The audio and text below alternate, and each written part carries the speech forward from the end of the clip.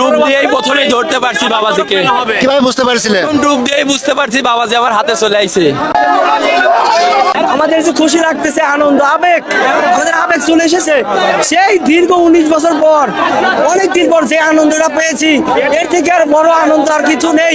17 বছর 18 বছর 20 বছর পর পাওয়া কম কথা। হিন্দুদের মধ্যে আমরা মানুষ, আমি হিন্দুর ভাত খাই মানুষ হয়েছি। সারি দুনিয়া সে জিত কে मैं आया हूँ इधर तेरे आगे ही मैं हारा किया तूने क्या असर।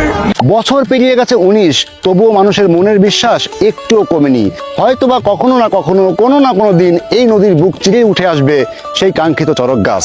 আপনারা চিন্তা করতে পারেন, আজ থেকে প্রায় 18 বছর আগে এই ইসামতি নদীতে একটা চরক গাছ ফেলা হয়েছিল। সেই চরক গাছটা কখনো উঠে আসবে এই অপেক্ষায় পুরা একটা গ্রামবাসী এখানে চলে এসেছে।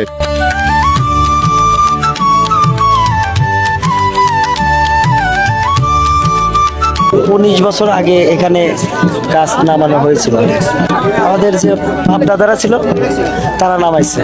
এখানে আমরা দাঁড়াইছি চড়ক গাছটাকে উঠানোর জন্য। দেখা যায় অনেক সময় একটু দেরি হয় উঠতে, তার মানে ওর ওঠা অপেক্ষা পর্যন্ত আপনারা আছেন। আশা করছি অবশ্যই আমরা তাকে পাবো। অলরেডি আমরা একটা গাছের সন্ধান পেয়েছি। বিশ্বাসের শিকড় যত গভীর, তার অপেক্ষা তত বেশি দীর্ঘ হয়।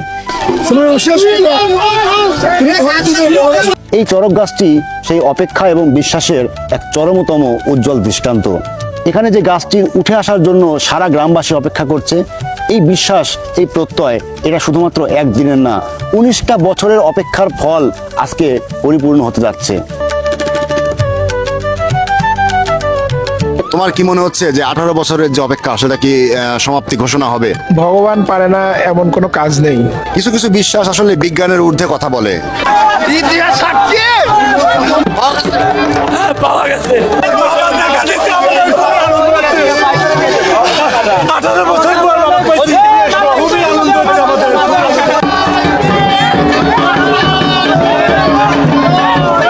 বিশ্বাস কখনো ডুবে যায় না, ইছামতি জলের গভীরতা থেকে যায় জীবন্ত। এটি শুধু ধর্মীয় বিশ্বাস নয়, এটি একটি অঞ্চলের ইতিহাস, ঐতিহ্য, সংস্কৃতি আর দৃঢ় আত্মপ্রত্যয়ের একটা জীবন্ত দলিল।